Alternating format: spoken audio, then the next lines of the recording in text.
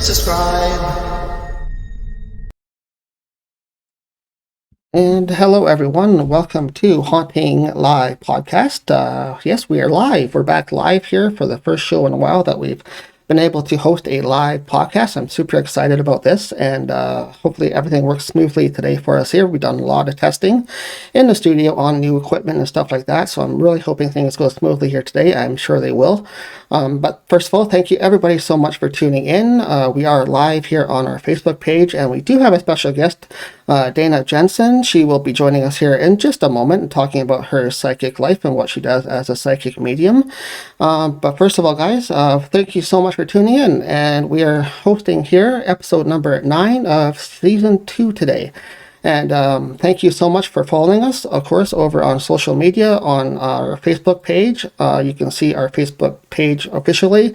You can also go to our Facebook group that we have and join our group for all exciting posts that we post there as well. And also thank you for following us on our other social media platforms such as YouTube, Twitter. We're on Instagram as well. And we're also on podcast apps where you can listen to our show later on at your convenience. We are on all the major apps like iTunes, Spotify, Google, TuneIn, Stitcher. We're even on iHeartRadio. We're on Amazon Music. And we're also on audible.com as well. So we just recently gained some new podcast apps where you can find us. But also, we have an announcement that I will make later on at the end of the show, so stay tuned for that as well. But right now, let's get to our special guest for today here on Haunting Live podcast. We have a special guest, Dana Jensen, so let's bring her in. Hi, Dana. Hi, Trevor. How Hi, are nice you? to meet you. Yeah, I'm you too. good. How are you? I'm doing great. Thank you so much for joining us here on Haunting Live podcast this weekend. Thanks for reaching out. Thanks for having me. I was looking forward to this all week. Oh, wonderful. Me too. It's so nice to meet new people all the time, and especially to get back into streaming live podcast. It's been a while. We've had some technical issues in the past, but we hopefully have worked those out where we can actually get back doing our awesome live podcast for Haunting Live podcast with our awesome guests that we have, like yourself. First of all, tell us a little bit about yourself, what you do, where you're located, and how you sort of got into becoming a medium. Oh, okay. So that's a lot of questions Yeah. all in one. So I'm in Stratford, Ontario. Just moved here a couple of months ago. I'm a little bit of a gypsy. I like to be in different cities and have different experiences. So I don't stay very long in one place for some reason, but I always figure they need me in the city that I land in for that time. So anyway, I'm in Stratford, Ontario, and I've been doing psychic readings for people for full-time for about 20 years now. So I have a great job. I love what I do. How did I get into it? I don't know exactly how I got into it. It was just something that I was always interested in. It was something that I had always experienced. Even when I was a little kid, I definitely had all of these experiences that not everybody else had. I knew that it was a little bit unique. And I ended up, doing a job. I was a mom and I had 3 kids, and I went to work. I worked at a bank, yuck, and I worked at a financial company, and it just wasn't fulfilling. And I went down and I took this course in Toronto that really, really inspired me. And for years before that, I would do readings for people. I would do it, we'd sit there and I'd pull out my cards and we'd have these conversations, and I would say things and all of a sudden they would come true, or I'd have friends around me and I would see certain things that were going to happen to them. And I wouldn't necessarily tell them what I was seeing, but then all of a sudden it would show up and I'd be like, wow, I saw that a couple of months ago, or I saw that. So I think it sort of evolved over. I'd always been interested in the supernatural, paranormal. It was always something that I was very, very curious about. But when I started really tapping into my own sort of energies and perceptions of what the world was about, because I was so curious about it, I started seeing things that were coming about that I knew were futuristic, they were predictive, and the people that I was coming in contact with, I could, feel their sorrow, I could feel their pain. I knew there was a whole bunch of things that were going on in the ethers that I could kind of tap into. And then when I went and took this course in Toronto, it inspired me to do what I loved outside of the fear. I was so afraid of, oh my God, how am I going to do this? You can't make money doing this. What am I thinking? This is ridiculous. But, because I had such a faith in it, and because I had such a real fascination with what was going on and a fascination with humanity, I think people are just, I mean, they're the bomb, man. People are so cool. And then when you tap into their energy and you can have these wonderful conversations with them, it's amazing the stories that unfold. I don't know. Did I answer your question? I think I did, right? That was perfect. Absolutely perfect. Good, good. Thank you so much for filling us in on how you got into it. Was there one area when you were younger that you kind of drew you to that more? Like, was there some instance that you were like, oh, wow, this is what I really am meant to do? Like, was there something that led you to becoming a medium, or was there some moment in your life that really kind of stood out to you? Well, a couple of moments. When my mom used to make me Play-Doh when I was a little girl, she'd actually make handmade Play-Doh, and I'd sit in the kitchen. I'd be so excited to get my Play-Doh. But for some reason, every time she would do that and we'd sit in the kitchen, I would literally see this man walk through the sink. It came through the wall. He'd walk through the sink and he'd walk into my aunt's room. And I would stand at the door saying, "You're not allowed in this room. You're not allowed in this room." And that was the rule for me, obviously. And this man never turned around, and he would just stand at the end of the bed, and he wouldn't acknowledge me. He didn't recognize me. He didn't even know that I was there, but I would yell at him. And I saw this quite a few times. And I know now that it was more of a residual energy, but as a kid, there was just a strange man walking into my aunt's room. So it didn't make a lot of sense. And then I would sit on my bed and I would see through the living room, I could see through the doorway, somebody always standing in the living room and looking at me. And it kind of looked like a gorilla. It was really strange, but I was 4 or 5 years old. So I'd always see these things throughout my life, and I'd be telling everybody, "Oh, something's standing there, something's standing there," and they didn't necessarily always see them. Sometimes they did, but sometimes they didn't. And I started recognizing that some of the people who didn't see them, it made me even more curious. What do you mean you can't see them? They're standing right there, and that's where it always stuck with me. So when I decided that, there was something I could see that the whole world maybe couldn't necessarily see, I I started recognizing that I should tap into this a little bit more. I should really have a good understanding of what all of this is about. And as I was driving down the 401 one night, I kept hearing, "You need to do readings for a living. You need to do readings for a living." And I kept brushing it off for years and years. I'd brush it off going, "No, I can't do that. I can't do that." And then one night I decided, okay, this is what I'm going to do. I'm going to quit my well-paying job and my stability, and I'm going to do readings for a living. So it was scary yet exciting at the same time. But I remember one night I was driving down the 401, and I lived in Kitchener at the time, and I was driving up the 401, and I was excited. I'm dancing, I'm singing to the music. I'm like, "Oh, I'm going to do what I love." And then all of a sudden, I get this wave of energy that just came over me. And it literally, and I know this sounds harsh and maybe a little theatrical, but it literally felt like I had just lost my children. It was just this instant wave from dancing and driving and being excited to, oh my God, what's happening? And then I started hyperventilating and I started crying and I started going like, what the heck? So I pulled my car over to the side of the road, and I'm sitting here going, what's going on? Stop it. And I'm trying to talk myself down and I'm trying to breathe. And I look at the other side of the 401 and there's no cars on the other side of the 401. And I'm like in Campbellville at this time. And I thought, oh, that's strange. And then I see an ambulance coming down the other side of the 401, and I start sort of calming down, and I pull my car out and I start going towards home again. And I came across this really bad accident on the 401 just after Highway 6. And as I'm passing it, that feeling completely goes away. Everything that I had just felt, that energy that I had just felt, it just completely left me. And when I got home, I was like, wow, that was just totally bizarre. What the heck was that?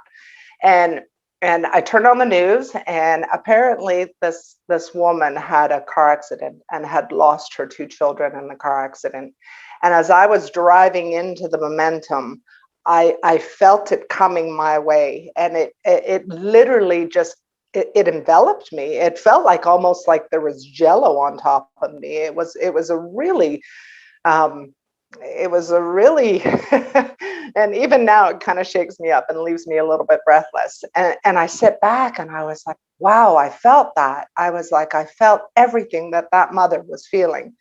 And I sat back, and all of a sudden I hear spirit going, this is what you've chosen to do for a living, so you better pull up your socks. And I was like, oh. And that's basically how it ended up happening. And from then on, I have been doing it ever since. And this was about 20 years ago that this all happened. And very shortly after that, if you want me to tell another story that sort of led me down this too, Yeah, sure. Continue there on. was a there was a woman that was murdered in Mississauga, and you heard it on the news, and she was a young lady.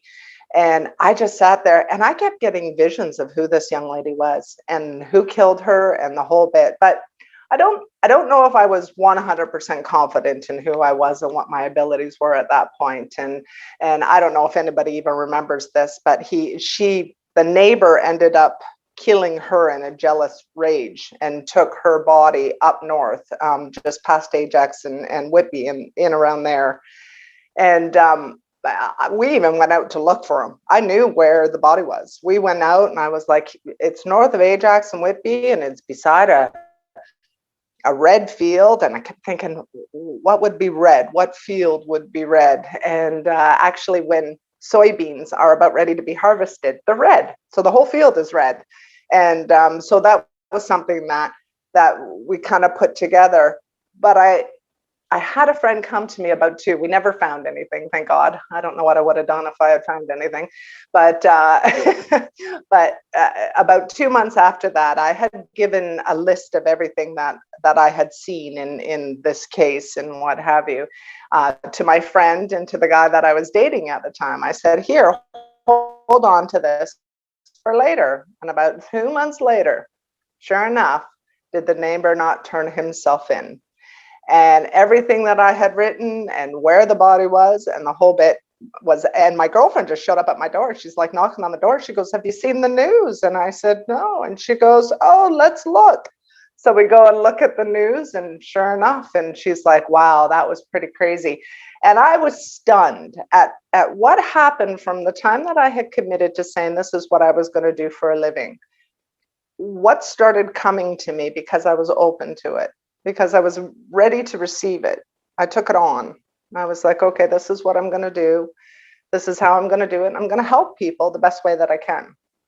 And that's how it kind of led me here. And that's what I do. Yeah, no, that was one thing I did want to ask you, but you kind of covered that anyway, was how long you have been doing this for. So you mentioned you have been doing it for about 20 years now. Um, Yep. what were you doing before that? You said you had to leave your other previous job. What was your job before you got into this? Well, I worked at the bank. Well, I was a Mm, waitress for many years, which was a great job, of course. But for yeah. probably as long as I've been doing this job, I was a waitress for. But then I worked at the bank for quite a few years, and then I worked at an investment company for quite a few years. Okay. So none of my character. It was the job, but it was none of my character, and I knew it was wrong. The vibration was wrong. I didn't like it. It was awful. It was a terrible job. I don't want to complain, but I knew I wasn't following my calling. So that's what I did, and I can't ever imagine going back to that kind of world or that kind of life. I don't think it would suit me very well. No, your guides and your angels and everything that are pushing you, your spirit energy to go forth on a proper path is why they push you to go on that path for a reason. And what you were describing in your story you just told us was a good example of that. Like they pushed you and they told you what you needed to do, and then they just opened you up to all those energies and what you can feel and sense and stuff like that. So, how is it nowadays that you have been working with this for so long now? Have you found it just to be like second nature to you now, or? Exactly, not near as overwhelming, and I have a better understanding and concept, and it has evolved and it's changed over the years. You know, how I'm helping people today is not how I helped people 10, 15 years ago. um, it will evolve as my skills evolve, and as the world evolves, and as the world is waking up. I'm definitely reading people differently because of this, because they can handle it. It's not so antique anymore. People are really, even like years ago, I would do readings. It'd be one man to maybe every 100 women.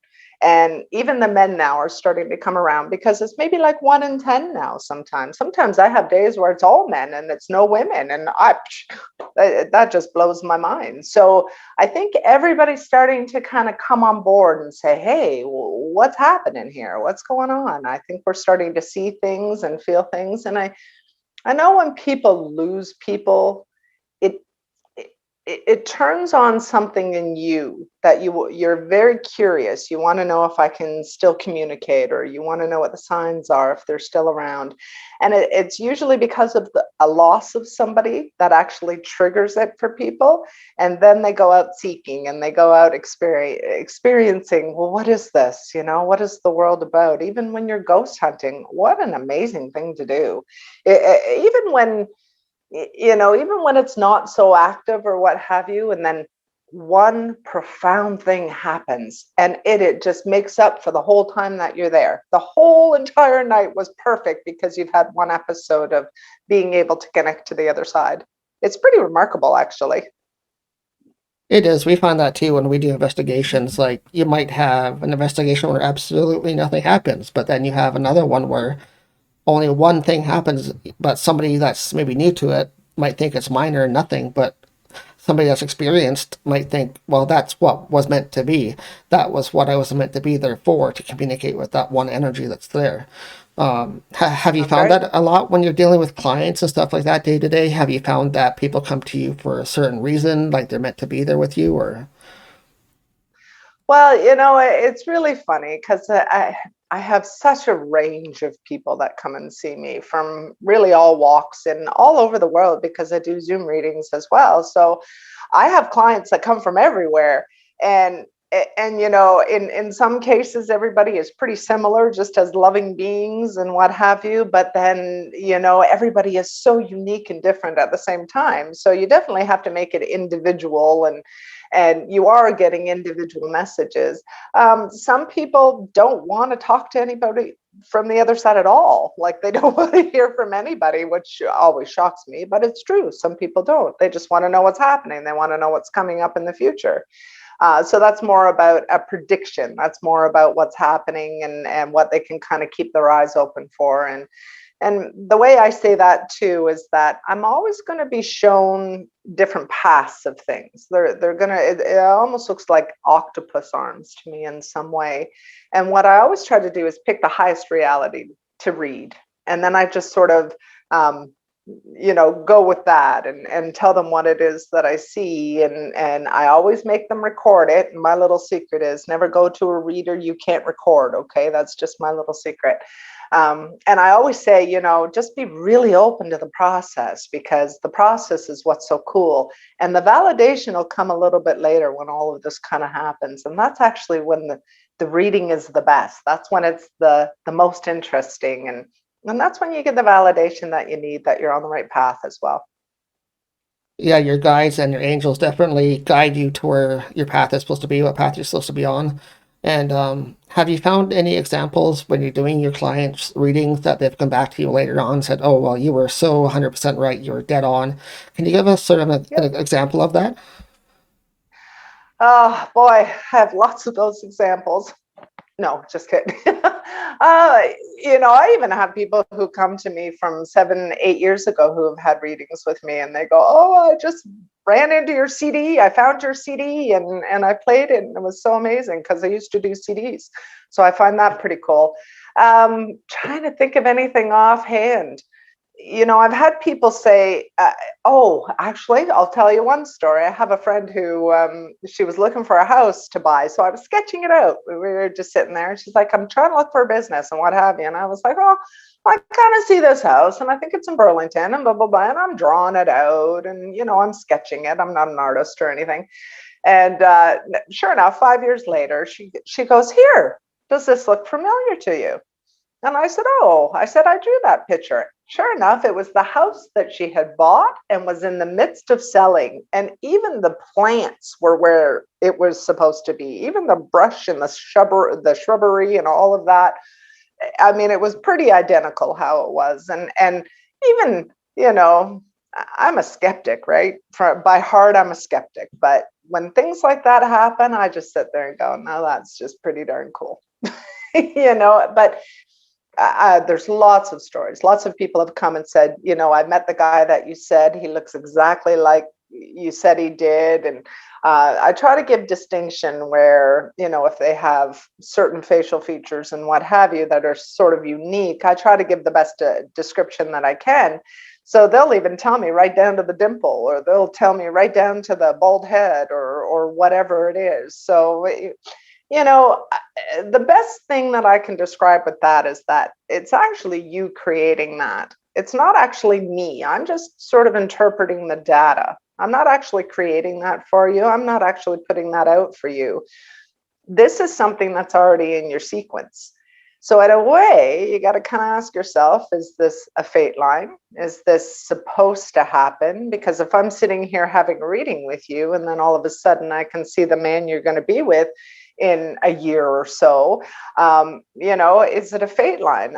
I remember another time I was driving in a car with another friend of mine, and one of my friends had just left her husband. She goes, "Oh, I'm going to be single forever." And I was like, "Oh, no, you're not." I leaned back and I looked at her. I said, "You're going to be with a man who has one blue eye and one brown eye." It was that specific. And that's how I said it to her. Sure enough, it wasn't even like, not even a year later, she's still with him today, and he has one blue eye and one brown eye.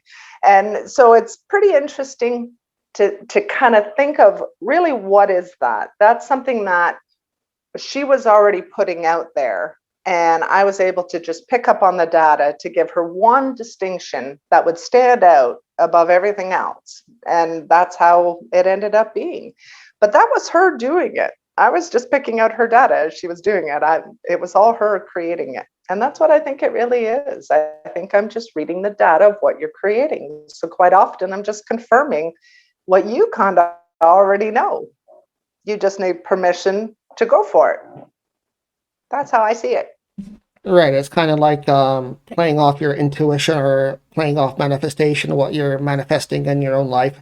Because a lot of people believe that what you sort of dream or intuitive or manifest, what you want to manifest, um, eventually becomes. So you're really manifesting things into your own reality, is what you're doing. But you're just sort of pushing that forward for people saying, yeah, this is what you need to do.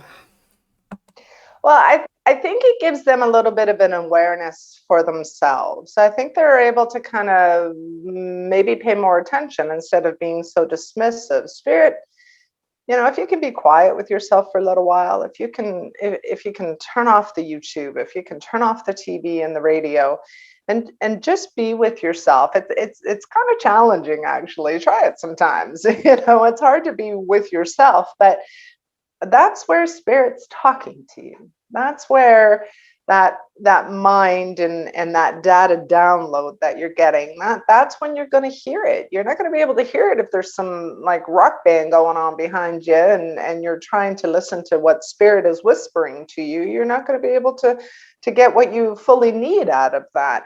The one thing I do know that spirit does is that it repeats itself. If you haven't heard it the first time or the 10th time, they seem to have great patience with us. So it repeats it. So it does get a little louder sometimes, though. If you're not listening, they tend to get a little more pushy, but they still always leave it open to free will. So, and I know when spirit's talking to me, it comes from the ethers. It comes from above me, and it's not coming out of my thoughts. It's coming into my thoughts. So that's sort of the difference. You should be able to kind of tell the difference of whether or not it's coming in or whether or not it's going out. Are you receiving or are you transmitting? Yeah, if you can know the difference, then you're going to have a real good understanding of how to communicate with spirit.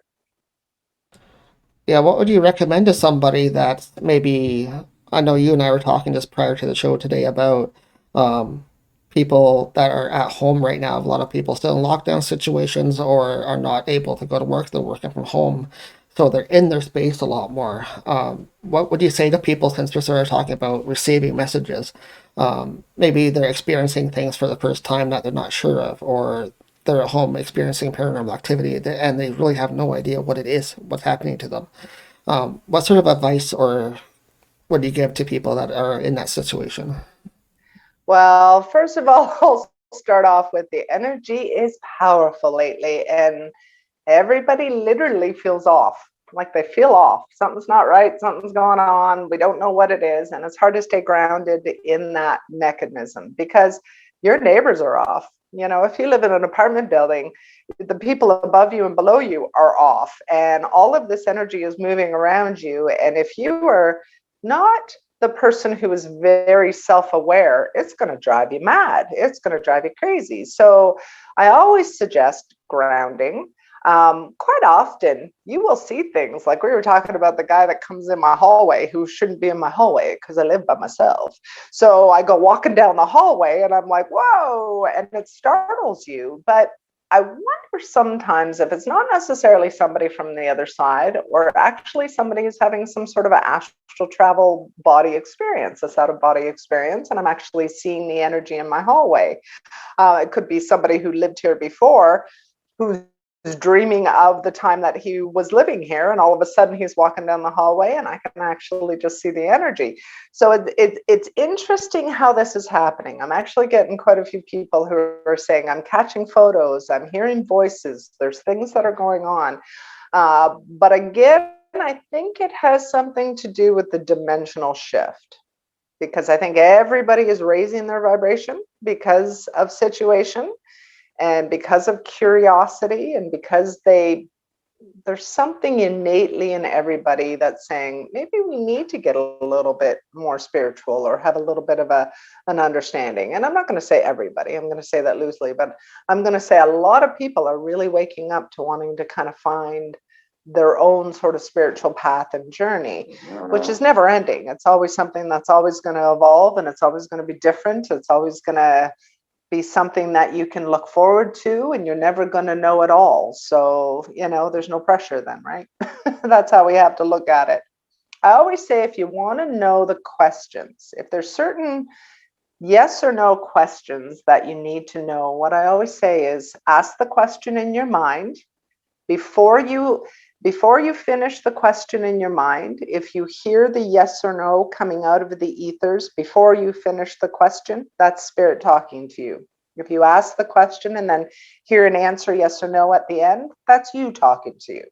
So, you're having a conversation with the ethers and yourself, and you're just going to have a little bit of faith and a little bit of trust, because a lot of times even the answer you get is not necessarily what you want to hear, or even if it's the right one. So you have to learn to trust what it is that you're hearing as well. And that's a whole other ballgame. Yeah, definitely learning to trust your guides and your angels and your spirits that you have with you that are trying to put you on the right path, like I said, is really Yep. important to hear what they're saying. And I've had that personally myself. I've done meditation many times in the past where I've gone to ask a question and I've received the answer before I even finish it. So I know, yes, that's spirit trying to tell me yes.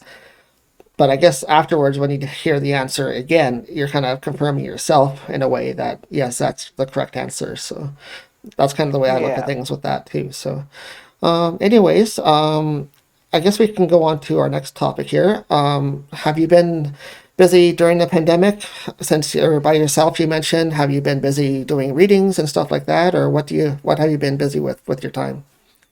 Not a whole lot has changed for me in readings. So I've been busy with readings. I've been doing a lot of research. I would like to say that I'm a little bit curious about what's going on in the world. So I do a lot of research on current events and things like that. I just find it very fascinating. Readings have pretty much been the same for me. I haven't really increased or decreased. I have my busy times, I have my slower times. Uh, it's been amazing. People are struggling, though. I definitely have that feeling when I'm sitting with people, and I hope by the end of it I can reassure them that they're okay. When you're influenced by the environment around you, it changes how you react to things, and it changes how you actually function day to day. And I want to remind everybody that they are sovereign beings. You are a sovereign being. You know, everything that you're doing in your life, you're being told left, right, and center, and you're being inundated by a bunch of things, by a bunch of people telling you what you should be doing and how you should be doing it. And the simple fact of the matter is that you have a brain and a wherewithal within you that you can figure out the answers for yourself if you have faith and trust in that. So I suggest it takes the complications out. Now you can just trust because you've stood for something. And if you can stand for something within you, you know, that's the most important thing. I heard a saying the other day: stand for something or you'll fall for anything. And it's absolutely true. So all I can say is be your sovereign being, trust your instincts, trust what you're doing for yourself. And when you're making decisions, try not to have any regret. And if you can do that, then you can kind of just walk in pride every day and walk in peace. And I think right now we're trying to find peace. And I think when people are coming for a reading, they're hoping I'm going to give that to them. And in a way I will, even if it's for a short time, but really the work is on them. And it's up to them to meditate and to go for walks and, you know, go off into the forest. That's a great thing. Walking meditation is an awesome thing to do. We need to get out more. Of course, hang out with your animals. Lots of things that we can do to be okay with what's happening around here. You know, I think people really want to know that the other side exists. You know, I think they want to know 100% that that's true and proven and what have you. But I think there's always going to be an element that we're never ever going to know the truth of that 100%. And I don't think we're supposed to. Nope. No, I agree with that too. I think the main thing I have learned through all my years of investigating and being involved in this field is that when you do have an experience, it's a personal experience and it's meant for you solely. It's not meant for somebody else to experience. It's meant for your knowledge to know what's there and what's meant for you. So, along that same lines, yes, it's a great idea for people to get out there and just sort of meditate on your situation. It's great to have help like yourself and other mediums and psychics out there that want Sure. to help you along the way and give you some guidance and some push on the right path. But in the end, I do agree with that, that it's your own path is where you're going to follow eventually. So, And what's so interesting about that is even if you try to convey your experience to somebody else, it will never be as profound as it is to you. So that's why you should just keep it for you. That's what I do.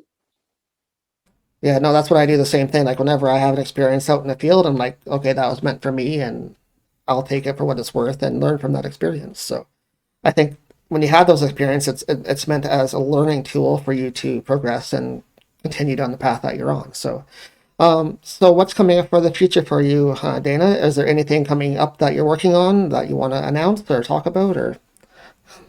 Yay. Well, I'll give you a little tidbit because the John Hancock isn't quite on the paper just yet. So I'll give you a little tidbit. I am working with a paranormal group in Six Nations in Brantford. Great team, great team. They have great integrity. They are committed to proving the science of it. They have access to many, many places that we're going to go and investigate. When I guess my job and being part of the team is that I'm sort of going in to show them where the energy is, or if there's any kind of residual energy from the past. And I have this ability where I can sort of go into different timelines and I can see how different things have happened, and you know, any of that energy that has been left behind. I tend to be able to kind of see it, and I'll describe it. So we've been doing this investigation and we've been kind of going to different places. And it's been a really amazing experience. I remember we were sitting in this room and it was the weirdest thing. I was sitting on this bench and then all of a sudden I feel like there's a spirit beside me who's standing up on the bench. And I kind of look up and I'm looking at it. And then all of a sudden it felt like the spirit comes down and lays his head on my lap. And I'm literally doing this as it's laying on my lap. I can't really see anything. I can just feel this energy that's laying his head on my lap, like, hey, how are you? I want to see you. I want to know you. It was a weird experience, nothing I've ever felt before. And I'm doing this. And as I'm doing this, one of the team members is videotaping the whole thing. And I'm not really paying attention to what he's doing. And he's like, oh my God, I just watched you have somebody lay on your lap. And you literally lifted your hands up when he laid his head on the lap. And you could see this little stick figure come and lay down on the bench. And it was just the coolest experience ever. So we've been doing these wonderful ghost hunts and we're in talks for 13 episodes for cable TV. I'm not going to say who it is just yet, but we're definitely in talks with it. We've done our production photos and these people are really cool people and I'm looking really forward to it. So maybe I'll have to come back. And once we all know what's going on, then I'll have to come back on your show, Trevor, and tell you what's coming up and for sure what to watch and what to look for. Yeah, definitely would love to have you back anytime, as well as especially to promote anything that you guys have once you're ready to start your promotion period on your new adventure that's coming up. We'll definitely have you back and you can share some more experiences, hopefully. And then you're going to come to Stratford and we're going to get together and maybe do something here. How's that sound? Yes, that would be amazing. We're in Stratford quite often, so I'm sure we'll run into you or we can arrange to meet you somewhere and arrange a get together one day. We're in Stratford quite a bit. Our main location in Stratford is the Queen's Inn Hotel in Stratford, so we're there quite a bit and you'll probably find us there during the summer for sure. So. And do you do paranormal investigations there? We do investigations. We do also public group events there as well. Our next one coming up is actually on Halloween weekend. And that's a 2-night event, so a Friday night dinner, and we have a ghost hunt and workshops on the Saturdays. So. Oh, that sounds amazing. Yeah. Tickets are on sale for that right now, so you can go to our website and check that out. And anybody else as well that wants to check it out, tickets are available through HauntingLivePodcast.com. So. Oh, that's amazing. That's amazing. Well, I would love to take part in that and definitely send me that information and maybe there can be a little place for me there too. Yes, we hope you can make it for sure. We'll arrange something. But thank you, Dana, for so much for being here today on Haunting Live Podcast. Being back here live, it's been a great experience with you and being our first guest back live here on our Facebook. So thank you so much for taking your time out of your day to be here with us. Awesome. And I'll give you my website if that's okay. Yeah, for sure. Any contact deals you want to shout out, go ahead.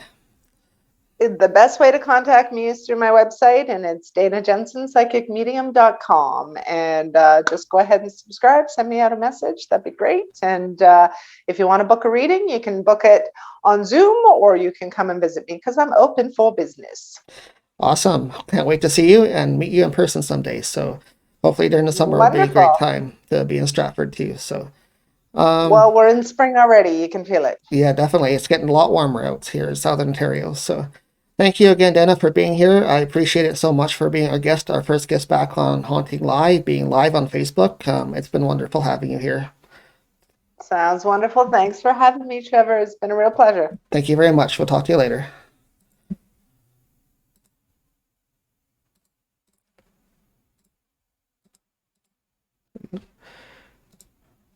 And that was Dana Jensen. She is from Stratford, Ontario, and she's a psychic medium. And we want to thank her so much for being our guest here on Haunting Live Podcast, our first live podcast in a while. And thanks to you guys also for tuning in to Haunting Live each and every week, even though for the last several weeks or a couple months there, we've had to pre-record the shows, but we still managed to get them out and posted to you guys. But from now on, looks like we'll be able to continue on doing the live streaming here on Facebook with guests coming in from anywhere in the world. So We are fully booked actually up until May now anyway with guests. So we're going to have weekly guests coming on for quite a while into the spring and summer. So looking forward to talking to a lot of new people and getting to meet some people in the field and talk about different topics. I got a lot of different interesting things planned out for the upcoming weeks. So please stay tuned to our postings on Facebook to find out who's coming up. And also go check out our website, which is HauntingLivePodcast.com for any updates there. We will post things there as well, of course, on social media for you guys. And thank you everybody for tuning in here today at Haunting Live Podcast. Like I have been saying, this is our first live podcast, so I appreciate you guys taking time out and joining us here today on Facebook. So, but I do have a couple of announcements I would like to make before we do sign off here for this week. First of all, tickets for Ghost of the Queen's public event is on sale right now. You can go to our website under hauntinglivepodcast.com/events or go to the events tab on our website and purchase tickets for the event. It is a 2-day event, dinner on Friday night with a special guest. Mary Ann Kennedy will be joining us for our guest speaker that night. And you do get a dinner, so we'll feed you that night as well. And then Saturday, there are workshops during the day by Queen of Ooga Booga herself, Sally Diane, and also Chris from Haunting Live Podcast will do workshops during the afternoon period. And then on Saturday night, we will be having the Ghost Hunt and Seance at the hotel. So looking forward to that event coming up. That is the Halloween weekend this year, October 29th and 30th. So looking forward to seeing everybody there for that event. And of course, as always, if there's any COVID regulations in place by then, we will fully abide by any regulations, including any limit to people allowed in the building at that time. So we'll just make adjustments to anything around that time when that time comes. So otherwise, our other announcement that I want to leave till the end of the show today was we have just revamped our whole merch page on our website. So we have a brand new layout, a brand new engine for our products, brand new platform where you guys can go and check out the products that we have a lot easier, a lot quicker. You can do it on mobile as well. I've tweaked it for the mobile app so you guys can actually purchase directly on your phone or go check out on your computers on our website, which is hauntinglivepodcast.com/merch. And all of our stuff that we have there available for you guys to check out is stuff that we use in the field every day, such as pendulums for communication. We have stuff for cleansing, stuff like smudging materials, sage and stuff like that for sale as well. You can get your supplies directly through us. We have a lot of different type of crystals that you can choose from if you like crystals. We have some handcrafted products that Chris from Haunting Live makes himself. We have things like crystal trees. We have some bags, so-called spiritual bags that you can use for your cards or your crystals to store them. We also have some promotional items such as backpacks and wristbands as well that you can pick up along with your orders. So go check that out. It's under hauntinglivepodcast.com/merch under the merch tab. And we have just revamped that whole section with a brand new platform for our products where you guys can browse a lot easier. So check that out, pass it on as well. And as always, guys, you can listen to our podcast later on when you have time to listen to the podcast under podcast apps such as iTunes, Spotify, TuneIn, Stitcher, iHeartRadio. We're also under Amazon Music and a bunch of other ones as well. So go check those out at any time that you want to check out any past podcasts or the most recent podcasts like we're airing today here. So thank you guys so much for tuning in. It's been wonderful being here today, being back live under Haunting Live Podcast. I hope you enjoyed our guest, Jensen, psychic medium from Stratford, Ontario. And we want to thank her again for being the guest here this week. But with that, guys, that's about all we got. So we'll see you guys back here next week for Haunting Live Podcast.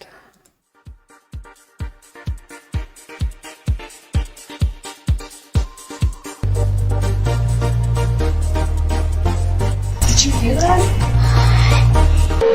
Thanks for watching. And of course, subscribe.